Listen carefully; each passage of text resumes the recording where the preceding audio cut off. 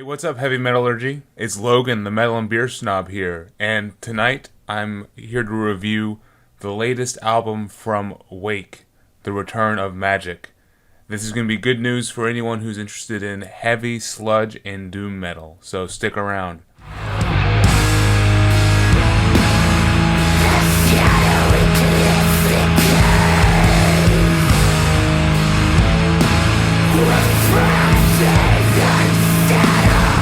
So I try not to keep it a secret that I'm a big fan of stoner metal and sludge metal. I absolutely adore the genre, and I'm especially a fan of bands that are from the southern sludge scene. I'm talking states like North Carolina, Georgia, Louisiana, and Arkansas. And for the Arkansas sludge scene, probably one of the biggest bands that kind of started it and was really on the scene in the late 90s and releasing albums since 1999 is Rwake. Spelt R-W-A-K-E, pronounced Wake. And these guys were definitely one of the bigger bands of this scene that never necessarily got their due. I think they helped to shape the sound of Arkansas sludge. I think they're responsible for some of the major components of the sound. I'm talking longer, more atmospheric songs, riffs that are just layers upon layers and hit you like a ton of bricks, shrieking vocals, and just an exploration in more psychedelic elements and other instruments that are not typically associated with metal. With them being one of the forebears of the scene, though, I feel like they haven't gotten the proper amount of praise. And this can definitely be seen with how they broke up. So they ended up splitting ways back in 2011 after the release of their last album, Rest, on Relapse. And it was kind of to a little fanfare. Like, I remember them announcing it, and it was just kind of quiet on the front after. They, of course, have reformed the past couple years and have been playing shows, slowly generating interest. And now here we are at the beginning of the year. They announced The Return of Magik, their first album since 2011. And I'm here to build the hype train. I think this is the event album for sludge and stoner doom fans of the first half of 2025. So if you're a fan of heavy crushing riffs, shrieking intense vocals, creative experimentation in a sludge song, and just southern sludge in general, you need to have your calendar marked for March 14th, because that's when The Return of Magik comes out on Relapse Records. So I do have to say that The Return of Magik did initially challenge me as a Rwake fan. So when I think about this band, of course, the landmark album is Voices of Omens. Came out in 2007 on Relapse. But even on their earlier material, like If You Walk Before You Crawl Before You Die, they had this sound that was very unapologetically heavy and visceral and more about the riff than anything else. Like, these guys would build these epic guitar riffs and this suffocating atmosphere around it. Like, we're talking a very uneasy but fun rollick through intense sludge doom. And I especially hold this album in high regard, and I will say, first listening to The Return of Magik, I think I had my expectations set not too high, but I was looking for them to give me another Voices of Omens, or hell, even Rest.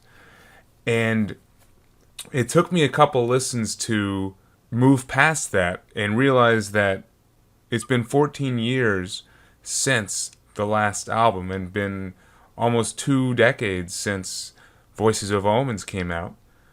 Bands change, and this is definitely one of those albums where there are some subtle changes, but could potentially be hurdles for, a long-term fan eagerly anticipating something like The Return of Magik. So what are these changes? Well, we've got a new lead guitarist, Austin Sublette, and you can definitely feel his presence on here.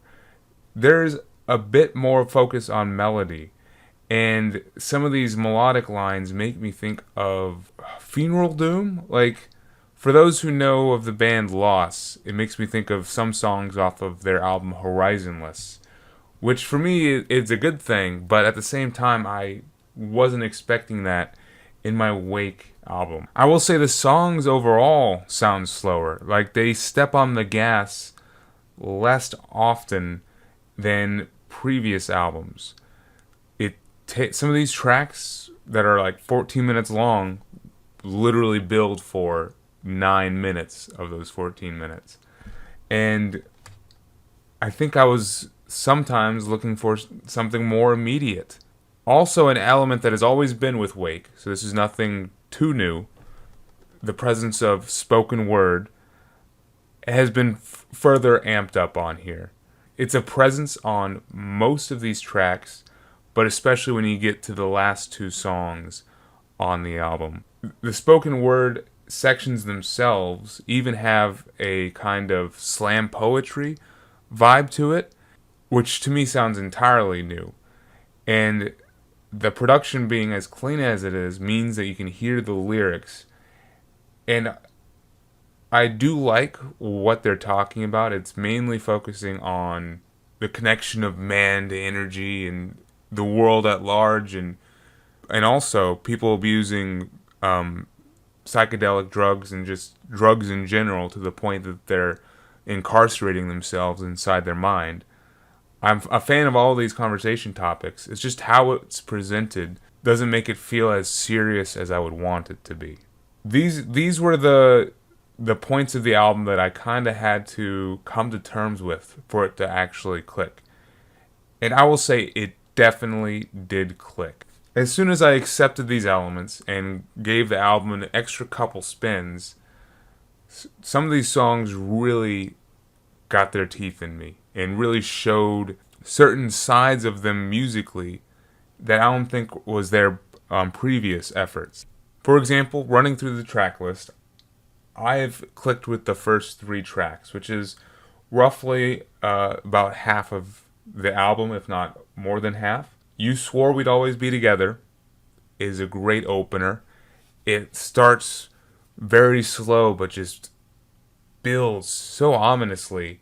And I think it does a great job of segueing into The Return of Magik, the title track, which was also used as the lead single, which, great choice as the lead single. This is a long track, but there are some points on this song that are catchy as hell. Like, there's like a chorus hook guitar line here that I wasn't expecting.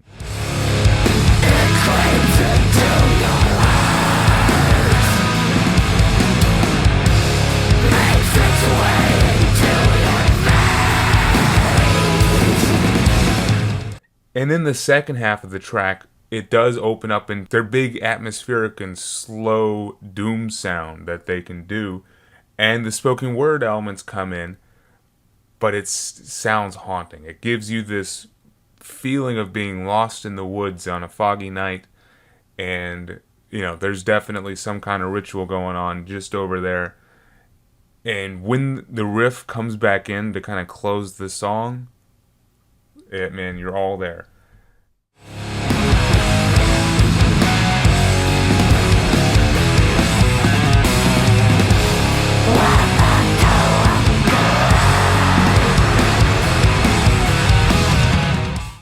And then I think my favorite track is probably track 3 with Stardust Flowers. This is a perfect balance of, I think, their sound in 2025. It starts out slower and with this more spoken word, slam poetry feel to it, but at the same time it's broken up with like these visceral screeches and howls and crushing riffs, but then it builds to a final just jam part. Like, the best riff of the album comes in and you're just taken away on this wave of psychedelic heaviness that is really just a blast. And it sounds like they're having fun too, because this is a jam where it trades off between leads and then vocal lines and leads again. And I think it's just a great song.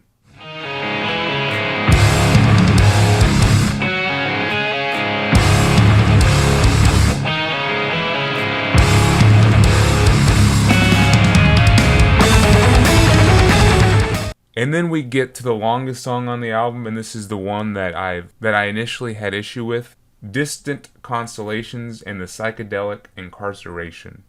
So this opens up with some literal slam poetry from local Arkansonian. Don't know what you call that. Jim Dandy Mangrum.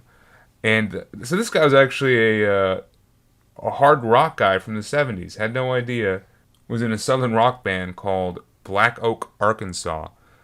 So kind of cool that he's got a presence here. And this is the spoken word section where it's talking about inducing mental incarceration by taking drugs, basically.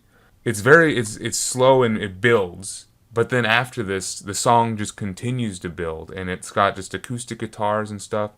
And then when you think it's done building, it still builds. And it's adding, like, you know, you got the female clean vocals, and you got spoken vocals by CT, and it just keeps kind of building. And I'm just there waiting for Wake to come in with the full heaviness of a 6-piece band. And they're just still building. And by the time we do get to the heaviness, I think the magic is kind of past a little bit. It ends on a strong point, but I just don't know if the journey was quite worth it. In our universe, there is no constant solidity. Forms that appear to be solid are lost in tranquility. The closer, In After Reverse, is another strong song. But I still think it also struggles with the same themes that I highlighted in track 4, Distant Constellations. So that's my little nitpicking.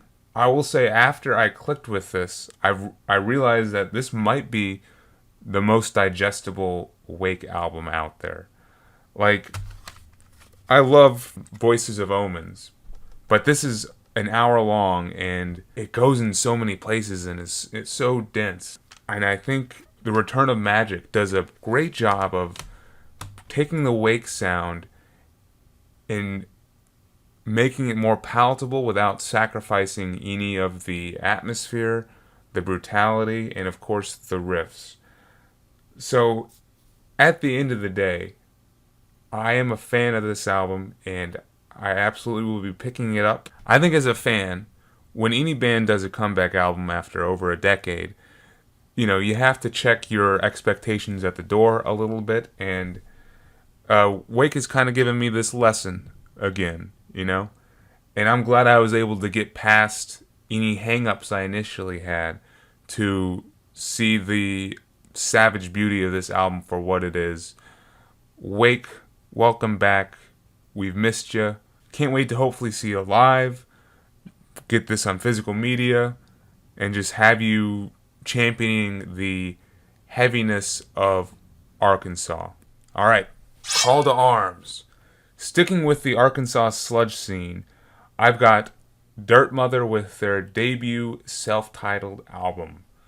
So this band is actually a veteran of the Arkansas sludge scene as well. They originally formed in 2006, but then went dormant after a couple years, finally coming back in 2023. So this is their first full length, and man, it fits right in with what I want from just pissed off and angry sludge. It's got these Sabbath riffs and then vocals that are reminiscent of Buzz Oven or Bongzilla over top.